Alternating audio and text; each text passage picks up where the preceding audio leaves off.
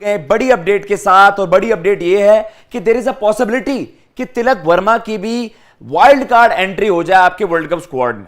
ये एक ही सिनेरियो पर हो सकता है, वो आपको बताएंगे इस वीडियो में। लेकिन उससे पहले प्लीज आप स्पोर्ट्स आर को सब्सक्राइब कर दीजिए।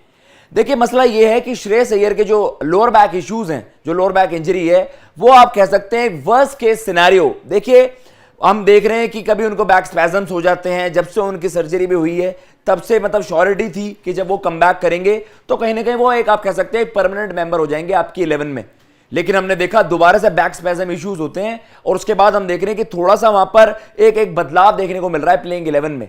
तो कहीं ना कहीं वर्स्ट केस सिनेरियो मतलब कि भाई बुरी से बुरी सिचुएशन में यही सवाल पूछा गया। एक टॉप बीसीसीआई के एक टॉप आप कह सकते हो ऑफिशियल हैं, पीटीआई से बातचीत में उन्होंने एक स्टेटमेंट दी है और कहीं ना कहीं एक अंदेशा दिया है कि भाई आप एक हिंट दी है कि अगर श्रेयस अय्यर का लोअर बैक इश्यूज इतने बड़ी दिक्कत बन जाती है तो फिर वर्ल्ड कप में उनकी जगह कौन। तो उन्होंने यही कहा है कि देखिए आपके पास जो बैकअप ऑप्शंस भी थे एशिया कप के लिए, हमने देखा तिलक वर्मा को आपने एक मतलब बहुत जल्दी फास्ट ट्रैक किया गया उनको। वेस्ट इंडीज में कुछ T20 मैचेस आपने देखे, फिर आयरलैंड में चाहे वो फ्लॉप भी रहे हो, लेकिन मैनेजमेंट ने उन पे भरोसा जताया, उनको एशिया कप की टीम में वहां पर परमानेंटली सिलेक्ट किया। और वहां पर संजू सैमसन को आपने ट्रैवलिंग रिजर्व रखा था जो कि आपके बैकअप विकेटकीपर होते। केएल राहुल फिट हुए, संजू सैमसन वापस घर गए, लेकिन तिलक वर्मा पर भरोसा जताया गया। अब कहीं ना कहीं माना यही जा रहा है कि देखिए मिडिल ऑर्डर में एक लेफ्ट हैंडर बैटर और आपके बॉलिंग कोच पारस मामरे साहब ने भी वही एक हिंट दी है कि तिलक वर्मा को भी आप देख रहे हैं as a potential bowling option. तो कहीं ना कहीं ये सारे आप कह सकते हैं एलिमेंट्स, और अब ये स्टेटमेंट जो अब आपके सामने पढ़ के बताएंगे, जो स्टेटमेंट दी है ये पीटीआई को दी है जी, टॉप बीसीसीआई ऑफिशियल ने, और कहीं ना कहीं सिलेक्शन से ही इन सारी डेवलपमेंट्स को उन्होंने ट्रैक करा है, तभी ये बात निकल कर सामने आई है। For Ayyer's replacement, there is a high probability that Tilak Verma could be preferred. Preferred मतलब कि उनको पिक किया जा सकता है। Preferred over whom? Preferred किसकी जगह? संजू सैमसन की जगह।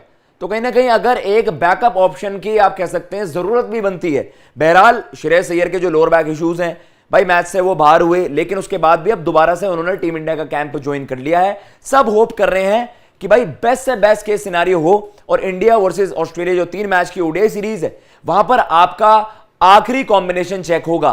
तो कहीं ना कहीं सब चाहते हैं कि श्रेयस अय्यर उस कॉम्बिनेशन में फिट इन हो रहे हैं, उनकी भाई आप कह सकते हैं फिटनेस का कोई मसला नहीं है, तो तिलक वर्मा का वहां पर सवाल भी नहीं आता और ना ही वहां पर संजू सैमसन का जिक्र होगा। लेकिन यहां पर उन्होंने क्या मेंशन करा है, possibly Tilak being a left hander could pick a more experienced Sanju in the worst possible case scenario where he is unable to recover in time।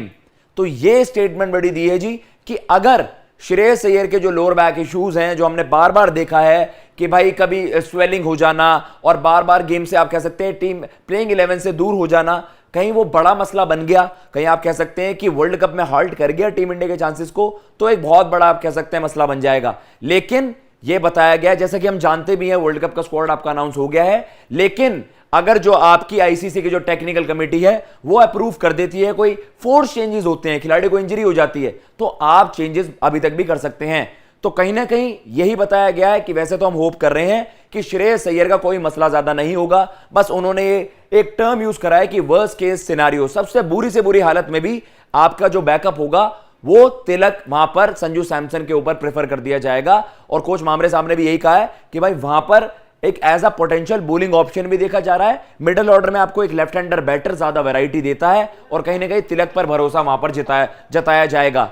पर संजू सैमसन के लिए काफी हार्श होगा कि भाई जितने भी लिमिटेड आउटिंग्स उनको ओडीआई मैचेस में मिली हैं, 55-54 इस एवरेज से वहां पर रन्स करें तो संजू सैमसन के लिए बहुत हार्श हो जाएगा। लेकिन मैनेजमेंट को ऐसा लगता है, सिलेक्टर्स को ऐसा लगता है कि तिलक आपको ज्यादा वहां पर वैरायटी दे रहे हैं और इसलिए उनको वहां पर बैक किया जा सकता है।